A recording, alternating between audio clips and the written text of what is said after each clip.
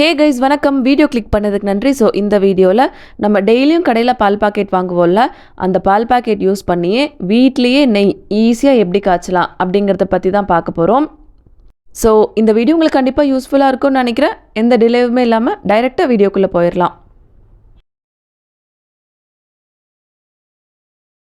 இந்த ப்ராசஸ்க்கான ஃபர்ஸ்ட் ஸ்டெப்பாக நம்ம டெய்லி பால் காய்ச்சும் போது இந்த மாதிரி பால் ஆடை மேலே சேரும்.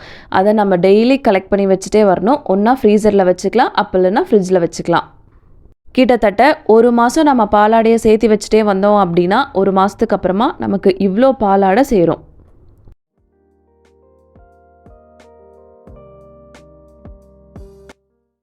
இப்போ கிட்டத்தட்ட ஒரு மாதம் நம்ம சேமித்து வச்ச பாலாடையை நார்மல் மிக்ஸி ஜாரில் போட்டு கொஞ்சம் கூலிங்கான வாட்டர் ஊற்றி நல்லா அரைக்க போகிறோம்.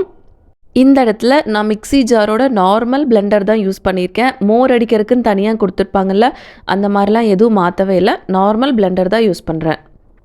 இப்போ நம்ம ஜாரில் சேர்த்த பாலாடை மூழ்கிற அளவுக்கு ஃப்ரிட்ஜில் வச்ச வாட்டர் ஊற்றி நல்லா பிளெண்ட் பண்ண போகிறோம்.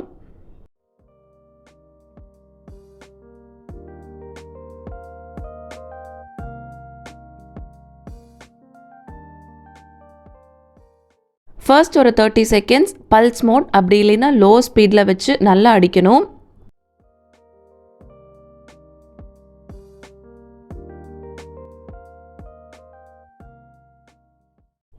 செகண்ட்ஸ்லேருந்து 1 மினிட் வரைக்கும் பல்ஸ் மோடில் அடித்ததுக்கப்புறமா ஓப்பன் பண்ணி பார்த்தீங்கன்னா இந்த மாதிரி நல்ல ஒரு க்ரீமி கன்சிஸ்டன்சிக்கு வந்திருக்கும். இந்த ஸ்டேஜில் இன்னும் கொஞ்சம் கூட நல்லா ஜில் வாட்டர் ஊற்றி மறுபடியும் ஒரு 30 செகண்ட்ஸ் பிளெண்ட் பண்ணணும்.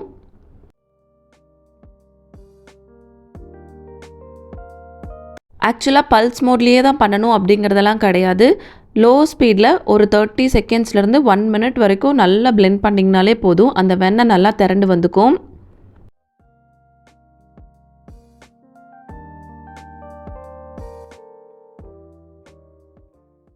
இப்போ ஒரு 30 செகண்ட்ஸ்லேருந்து 45 செகண்ட்ஸ் வரைக்கும் லோ ஸ்பீடில் கண்டினியூஸாக பிளெண்ட் பண்ணிங்க அப்படின்னா இந்த மாதிரி லைட்டாக வெண்ணெய் திரண்டு வர ஸ்டார்ட் ஆகும்.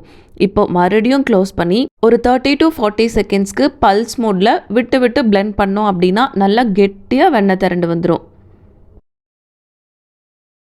இப்போ ஒரு 40 செகண்ட்ஸ்க்கு அப்புறமா பல்ஸ் மோடில் பிளெண்ட் பண்ணதுக்கப்புறமா பார்த்தா உங்களுக்கே தெரியும் வெண்ணெயும் தண்ணியும் தனியாக பிரிஞ்சே நின்று இருக்கும். இது கரெக்டான ஸ்டேஜ். வெண்ணெய் நல்லா கெட்டியாக திரண்டு வந்திருக்கு. இப்போ இந்த வெண்ணெயை எடுத்து வச்சுட்டு அடுத்த பேட்ச் நம்ம போட்டுடலாம். ஆக்சுவலாக ஒரு பேட்ச் பாலாடையிலேருந்து வெண்ணெய் எடுக்கிறதுக்கு மினிமம் 2 நிமிஷத்துலேருந்து 3 நிமிஷத்துக்கு உள்ளதாக ஆகும். மிக்ஸி ஜாரில் பிளெண்ட் பண்ணும்போது ரொம்ப ஈஸியாக டக்குன்னு வேலை முடிஞ்சிடும். ஆக்சுவலாக இந்த இடத்துல நீங்கள் ஒரே ஒரு விஷயம் மட்டும் ஞாபகம் வச்சுக்கோங்க. நம்ம கலெக்ட் பண்ணி வச்சுருக்க பாலாடையை தனித்தனி பேட்சாக பிரித்து அதுக்கப்புறமா மிக்சியில் போட்டு கிரைண்ட் பண்ணி வெண்ணெய் எடுக்கலாம். ஒருவேளை ஒரே டைமில் எல்லா பாலாடையும் மிக்ஸி ஜாரில் போட்டுட்டிங்க அப்படின்னா நம்ம மிக்ஸி ஜாரோட குவான்டிட்டி பத்தாது. நம்ம ஒவ்வொரு பேட்ச்க்கும் எவ்வளோ தண்ணி ஊற்றுறோமோ அந்தளவுக்கு சீக்கிரமாக வெண்ணெய் திரண்டு வந்துடும்.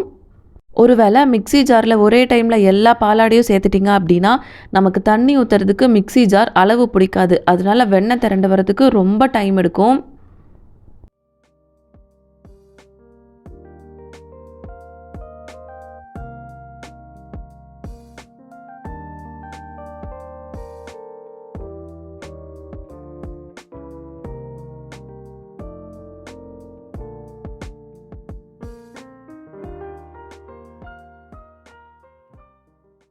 இப்போ இதே போல் நம்ம அடுத்த பேட்சையும் செஞ்சு வச்சுக்கலாம்.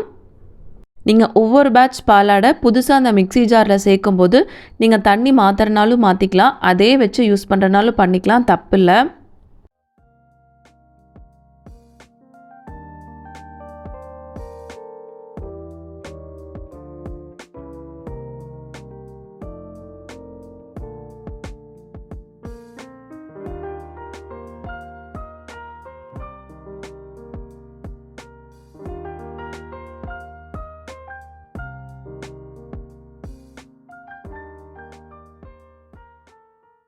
நம்ம ஒவ்வொரு பேட்சாக பாலாடையை போட்டு பிளெண்ட் பண்ணும்போது நம்மளோட மிக்ஸி ஜார் எப்போவுமே கொஞ்சம் சில்லுன்னு இருக்க மாதிரி பார்த்துக்கோங்க. ஒருவேளை சில்னஸ் கொஞ்சம் கம்மியாச்சு அப்படின்னா 4-5 ஐஸ் க்யூப்ஸ் உள்ளே போட்டு மறுபடியும் பிளெண்ட் பண்ண ஸ்டார்ட் பண்ணிங்க அப்படின்னா வெண்ணெய் சீக்கிரமாக திரண்டு வர ஆரம்பிச்சிடும். ஆக்சுவலாக நீங்கள் இந்த பாலாடையை கொஞ்சமாக தயிர் பெற போட்டு தயிராக மாற்றி அதிலிருந்து கூட வெண்ணெய் எடுக்கலாம். அந்த தண்ணியை நீங்கள் மோராக யூஸ் பண்ணிக்கலாம். எங்கள் வீட்டில் நாங்கள் பெருசாக யாரும் மோர் குடிக்க மாட்டோம். அதனால நான் அதை வந்துட்டு தயிராக மாற்றலை. அவ்வளோதான். இப்போ நம்மளோட செகண்ட் பேட்ச் வெண்ணையும் நம்ம எடுத்து வச்சிடலாம்.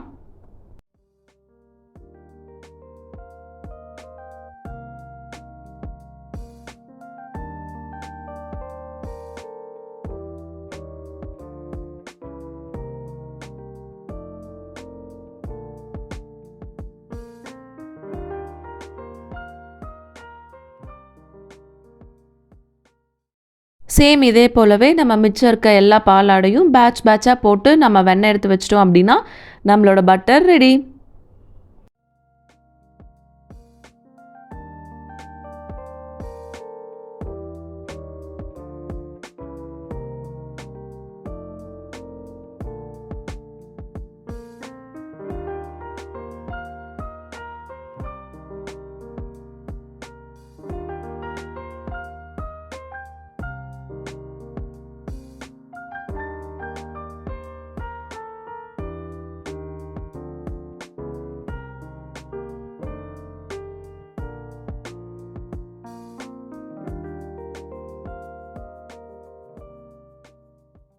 ஒருவேளை உங்களுக்கு வெண்ணெயை கையில் எடுக்கிறதுக்கு ஒரு மாதிரி கஷ்டமாக இருந்துச்சு அப்படின்னா நீங்கள் ஒரு ஸ்ட்ரெயினர் யூஸ் பண்ணி கூட வெண்ணெயை தனியாக வடிச்சு எடுத்துக்கலாம். ஆனால் அதுலேயே ஒன்று என்ன அப்படின்னா அந்த ஸ்ட்ரெயினரை கழுவுற நேரம் 2 நிமிஷத்தில் வெண்ணெயை கையிலேயே எடுத்துகிட்டு போயிடலாம்.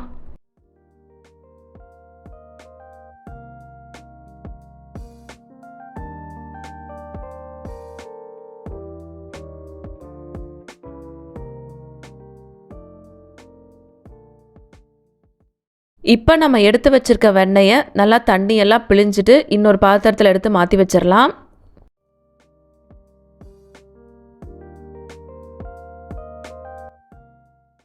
எப்போவுமே நம்ம பட்டர் ரெடி பண்ணி வச்சிட்டோம் அப்படின்னா நெய் காய்ச்சுற வரைக்குமே அதை ஃப்ரீசரில் வச்சுக்கோங்க. இப்போ நம்ம பட்டர் எல்லாம் கம்ப்ளீட்டாக ரெடி ஆகிடுச்சு. இது போன மாதத்துக்கு நான் ஆல்ரெடி ரெடி பண்ணி வச்சுருந்த பட்டர். இது வந்துட்டு இப்போ இந்த மாதத்துக்கு ரெடியான பட்டர். இதை வச்சு இப்போ நம்ம நெய் காய்ச்சிடலாம். ஒருவேளை நீங்கள் ஃப்ரீசரில் வச்சுருக்கீங்க அப்படின்னா ஒரு 2 to 3 ஹவர்ஸ்க்கு முன்னாடியே எடுத்து வெளியில் வச்சிட்டிங்க அப்படின்னா அது ஓரளவுக்கு ரூம் டெம்பரேச்சருக்கு வந்துடும். இப்போ நம்ம எடுத்து வச்சுருக்க வெண்ணெய் எல்லாத்தையும் ஒரு அடிகனமான பாத்திரத்தில் போட்டு லோ டு மீடியம் ஸ்பீடில் வச்சு நம்ம நெய் காய்ச்ச ஆரம்பிக்கலாம். அதாவது சிம்மை விட கொஞ்சம் அதிகமாக வச்சு காய்ச்ச ஆரம்பிக்கலாம். ஆக்சுவலாக நம்ம சேர்த்த வெண்ணெய் எல்லாமே நல்லா உருகி light golden brown colour change ஆனதுக்கப்புறமா இந்த பபிள்ஸ் எல்லாம் நல்லா அடங்கியிருக்கும். அதுக்கப்புறமா நம்ம ஸ்டவ் ஆஃப் பண்ணிட்டோம்னா நம்ம நெய் ரெடி ஆகிடும். ஒரு 5 to 6 மினிட்ஸ்க்கு அப்புறமா இந்த மாதிரி லைட்டாக கலர் சேஞ்ச் ஆக ஆரம்பிக்கும்.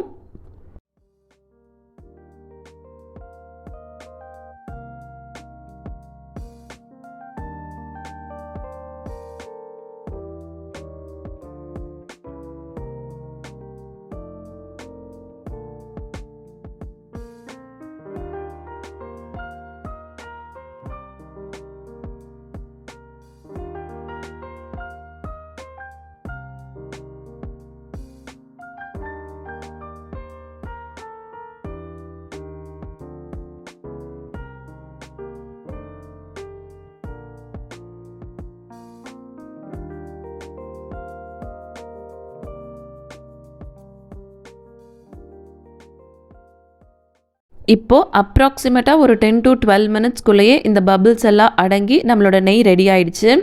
இந்த ஸ்டேஜில் ஒரு கொத்து கருவேப்பிலை அப்படி இல்லைன்னா முருங்கை இலையை சேர்த்து ஒரு தடவை நல்லா மிக்ஸ் பண்ணி விட்டதுக்கப்புறமா ஸ்டவ் ஆஃப் பண்ணிட்டோம் அப்படின்னா மணக்க நம்மளோட ஹோம் மேட் கீ ரெடி ஆகிடும். ஆக்சுவலாக கருவேப்பிலையை விட முருங்கை இலை யூஸ் பண்ணால் நெய் நல்லா வாசமாக இருக்குன்னு சொல்லுவாங்க.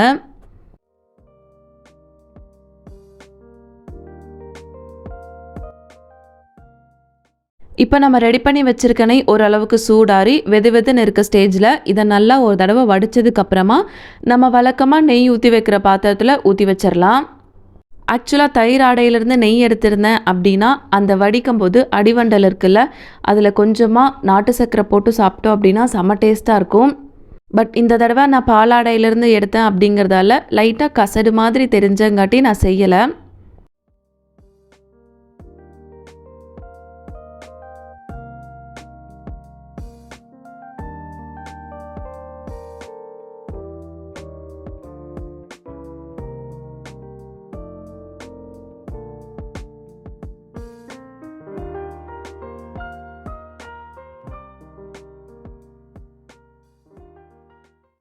இப்போ நம்ம ரெகுலராக கடையில் வாங்குற பால் பாக்கெட் வச்சு வீட்லேயே ஈஸியாக நெய் காய்ச்சியாச்சு. இது வந்துட்டு அடுத்த நாள் காலையில் நம்ம பார்த்தோம் அப்படின்னா நம்ம நெய் பார்க்குறதுக்கு இப்படி தான் இருக்கும். ஸோ இந்த வீடியோ உங்களுக்கு கண்டிப்பாக யூஸ்ஃபுல்லாக இருக்கும்னு நான் நம்புகிறேன். இவ்வளோ நேரம் என் வீடியோவை பொறுமையாக பார்த்த எல்லாத்துக்கும் ரொம்ப நன்றி.